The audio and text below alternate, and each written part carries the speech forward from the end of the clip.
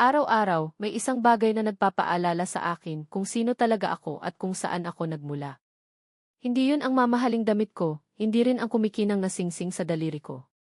Yun ay ang alaala ng isang platong plastik. Isang simpleng platong plastik na may tira-tirang pagkain na inialay sa akin sa gitna ng isang eleganteng hapunan. Hindi ko kailanman inakala na ang maliit na pag-aalipusta na yon ang magiging mitsa para sa isang malaking paghihiganti. Hindi nila alam na ang babaeng pinakain nila ng mga buto-buto sa platong plastik ay ako, si Miss Flavors, ang sikat na food critic na kayang wasakin ang reputasyon ng kanilang minamahal na restoran. Sa bawat subo, nanginginig ang aking kamay, pero sa loob ko, kumukulo ang dugo. Nakangiti ako, pero ang ngiti ko ay puno ng galit. Ang gabi na dapat ay simula ng kanilang tagumpay ay magiging simula ng kanilang pagbagsak. At ako ang magiging dahilan. Bago mangyari ang lahat ng yan, ako si Maya. Sa paningin ng marami, isa akong babaeng biniyayaan ng gandang sapat para magbukas ng maraming pinto. Pero mas pinaghirapan ko ang aking talino. Bilang isang profesional, nagsikap ako ng husto para maabot ang aking mga pangarap. Nagsimula ako sa simpleng posisyon at unti-unting umakyat sa tuktok hanggang sa maging isang editor na kilala sa aming industriya. Kasabay nito, ginawa ko rin ang aking passion na isang lihim na propesyon, ang pagiging isang anonymous food critic. Ang buhay ko ay parang isang maaliwalas na umaga. Masaya ako sa aking trabaho, masaya ako sa aking pamilya, at masaya ako sa aking sarili. Hanggang sa makilala ko si David, ang lalaking nagpadama sa akin ng tunay na pagmamahal. Siya ay matangkad, gwapo, at ang kanyang mga mata ay parang bituin na laging kumikinang sa tuwing tinitingnan niya ako. Ang pagmamahal niya ay matapat, at alam kong totoo ang aming pag-iibigan. Ipinakilala niya ako sa kanyang pamilya, at sa una, akala ko ay tinanggap nila ako. Ang pamilya ni David ay mga kilalang negosyante. Ang kanilang pangalan ay madalas na mababasa sa mga magazine at dyaryo. Si Eleanor, ang kanyang ina, ay isang matikas na babae na laging nakasuot ng mga alahas na kumikinang. Si Arthur naman, ang kanyang ama, ay isang matipunong lalaki na laging seryoso ang mukha, pero may ngiti na parang nakatago sa likod ng kanyang mga labi. Sa una, napakabait nila sa akin. Tinanggap nila ako sa kanilang malaking mansyon, at sa bawat hapunan, pakiramdam ko ay parte na ako ng pamilya. Hindi ko alam na ang lahat ay isang malaking laro, at ako lang ang walang alam. Ang unang pagkagambala ay nagsimula sa isang simpleng salita. Sa isang hapunan, nagtanong sa akin si Eleanor tungkol sa aking trabaho. Maya, mahal, sabi niya, habang nakangiti, napakaganda mo para magtrabaho sa mga kusina. Hindi ba dapat ay mas mag-concentrate ka sa pagiging asawa ni David? Tutal, hindi naman importante ang kinikita mo. Ang ngiti niya ay matamis, pero ang kanyang mga mata ay parang mailaso na nakatago sa likod nito. Napalunok ako. Sinubukan kong ipaliwanag na ang aking trabaho ay mahalaga sa akin, na hindi ito basta-bastang trabaho sa kusina, pero hindi siya nakikinig. Si Arthur naman ay mas direktang hindi ako kinikilala. Sa tuwing sinusubukan kong makipag-usap sa kanya tungkol sa aking mga tagumpay, parang wala siyang naririnig. Sa isang family gathering, nagkwento ako tungkol sa isang malaking proyekto ko na naging matagumpay. Habang nagkukwento ako, bigla na lang akong pinutol ni Arthur at biglang ibinaling ang usapan sa bagong golf club niya. Naramdaman ko ang pagkawalang silbi. Pakiramdam ko, sa kanilang paningin, isa lang akong magandang dekorasyon na sumama sa kanilang anak. Pero ang pinakamalaking pagbabago ay nagsimula nang ipahayag nila ang kanilang plano na magtayo ng isang high-end na restoran. Alam ni David kung gaano ako kapassionate sa pagkain. Bilang isang food critic, alam ko ang lahat ng dapat malaman tungkol sa isang matagumpay na restoran. Tuwing nag-uusap sila tungkol sa proyekto, sinusubukan kong magbigay ng aking mga ideya.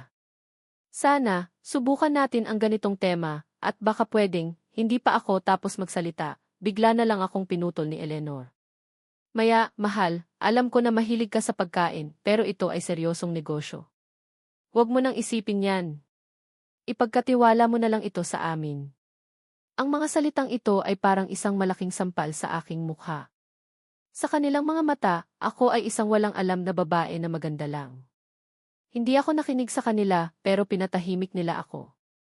Pakiramdam ko, isang malalim na sugat ang nilikha nila sa aking puso.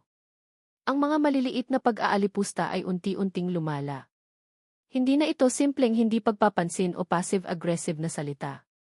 Ito ay naging isang seryosong pag-atake sa aking pagkatao at pagmamahal sa sarili.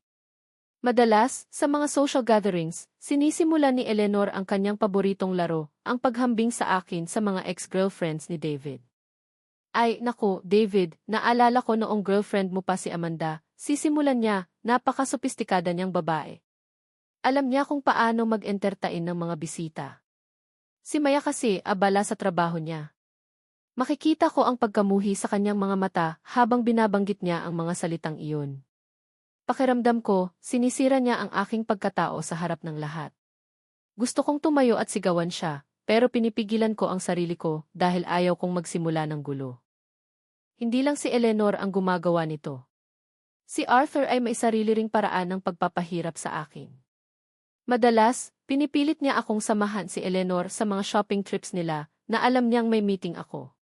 Kapag sinasabi ko na hindi ako makakasama dahil may trabaho ako, sasabihin niya, Maya, ang asawa mo ang naghahanap buhay para sa inyo.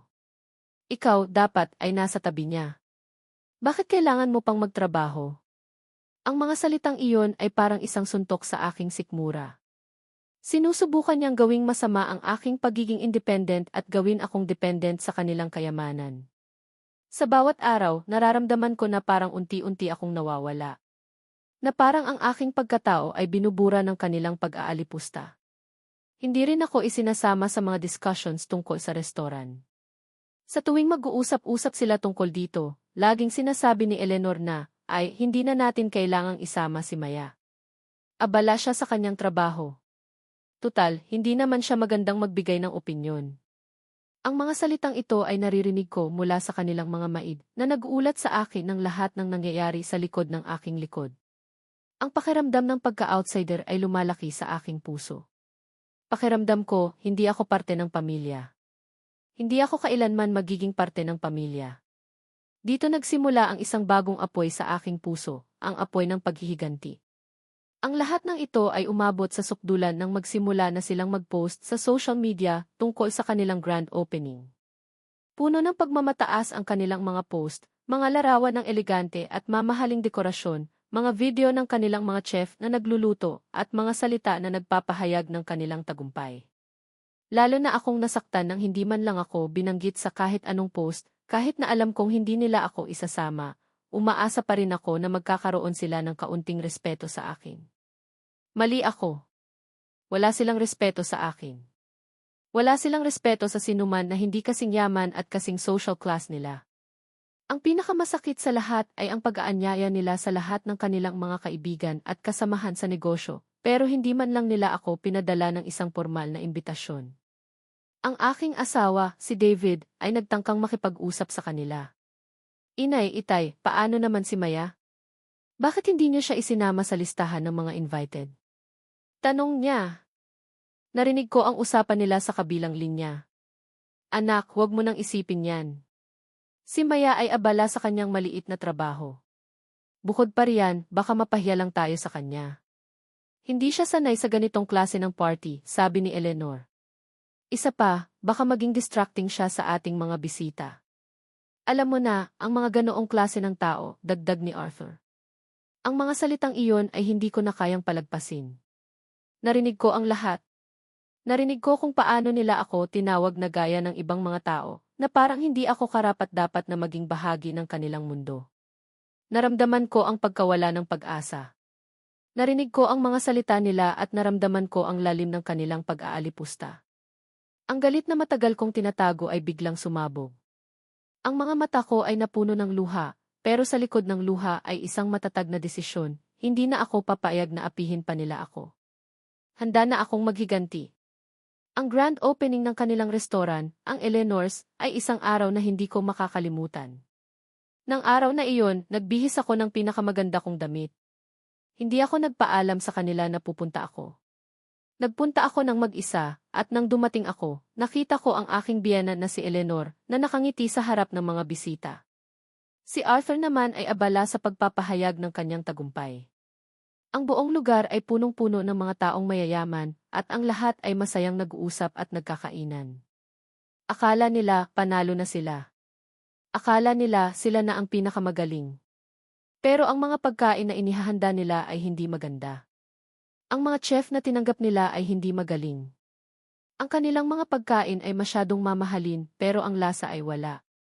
Sa bawat pagkaing nakikita ko ang kanilang pagmamataas at kasakiman. Ang kanilang restoran ay isang monumento sa kanilang pagmamataas, maganda ang decor, pero walang lasa ang pagkain. Nag-umpisa akong mag-evaluate sa kanilang restoran, hindi bilang si Maya, kundi bilang ang sikat na food critic na kilala sa buong bansa. Ang aking mga mata ay nakita ang mga mali, ang aking dila ay naramdaman ang kakulangan ng lasa. Naramdaman ko ang pagbagsak ng kanilang negosyo. Pagkatapos ng grand opening, kinabukasan, umuwi ako ng tahimik. Nakita ko ni David na nasa kusina at nag-iisip ng malalim. Mahal, okay ka lang ba? Tanong niya at niyakap ako. David, may sasabihin ako sa'yo. Gusto kong malaman mo ang lahat, sabi ko. Hindi ko siya sinigawan. Sa halip, kalmado kong sinabi sa kanya ang lahat. Mula sa pag-aalipusta, sa pag-ignore sa akin, at sa pag-insulto sa aking trabaho. Narinig ko ang kanyang pagkabigla. Narinig ko ang kanyang paghingi ng tawad sa akin. Pagkatapos nito, nagpasya na kami na umalis na sa bahay nila. Pagkatapos ng grand opening, 1 buwan ang lumipas. Ang kanilang restoran ay patuloy na nakakatanggap ng mga reviews mula sa mga ordinaryong tao. Ang mga reviews ay halo-halo, ang ilan ay maganda, ang iba ay hindi. Pero ang pinakamalaking pagbabago ay nang mag-post ako ng aking review. Hindi ko sinabi sa kanila kung sino ako. Sa halip, sinulat ko ang aking review gamit ang isang anonymous na pangalan. Ang pamagat ng review ko ay ang restoran na may gintong dekorasyon pero plastic na serbisyo. Dito ko kinwento ang lahat ng nangyari. Ang kanilang pagmamataas, ang kanilang kasakiman, at ang kanilang kawalan ng respeto. Sinulat ko ang tungkol sa mga pagkain na walang lasa, at ang pinakamalaking parte ng review ay tungkol sa insidente na naganap sa hapunan. Ang puting platong plastic na may tira-tirang pagkain. Sinulat ko ito ng detalyado, ang bawat salita, ang bawat emosyon na naramdaman ko. Ang mga tira-tira na iyon ay hindi lang pagkain. Ito ay isang simbolo ng kanilang kawalan ng respeto. Ang kanilang pagtingin sa akin bilang isang simpleng babae na walang halaga. Ang review na iyon ay naging viral. Ang mga tao ay nagalit at nabigla sa kanilang ginawa. Ang mga tao ay nag-boycott sa kanilang restoran. Ang kanilang negosyo ay nagsara sa loob ng 1 buwan. Ang kanilang reputasyon ay nasira. Ang kanilang pangalan ay naging isang katatawanan. Sinubukan nila akong tawagan pero hindi ko sinagot ang mga tawag nila. Hindi rin sinagot ni David. Kami ay lumayo at nagpakasal sa isa't isa. Ang aming buhay ay nagpatuloy at ang aking karera bilang isang food critic ay lalo pang lumago. Pagkatapos ng lahat ng iyon, nagtayo kami ni David ng sarili naming bahay. Simple lang pero puno ng pagmamahal. Natutunan ko na ang tunay na kayamanan ay hindi sa pera o sa mga ari-arian, kundi sa pagmamahal at respeto. Ang pamilya ni David ay nawala na sa aming buhay. Sila ay isang aral sa akin. Isang aral na kahit gaano kayaman o kasuccessful ang isang tao, kung wala silang respeto sa iba, ang kanilang pagbagsak ay siguradong mangyayari. Ang aking revenge ay hindi tungkol sa pananakit sa kanila. Ito ay tungkol sa pag-claim sa aking sarili at sa pagpapakita sa kanila na ang babaeng pinakain nila ng tira-tira sa platong plastik ay may kapangyarihan. Ang kanilang kasakiman at pagmamataas ay ang kanilang pinakamalaking kahinaan. Sa huli, ang karma ay bumalik sa kanila. Ang kanilang sariling pagmamataas ang nagpabagsak sa kanila. Ngayon, masaya ako sa aking buhay. Masaya ako sa aking asawa. Masaya ako sa aking trabaho. At ang pinakamahalaga, masaya ako sa aking sarili. Dahil natuto ako na ang pagmamahal sa sarili ay hindi maaaring bilhin at ang respeto ay dapat na ibinibigay sa lahat, kahit na sa mga taong walang pera.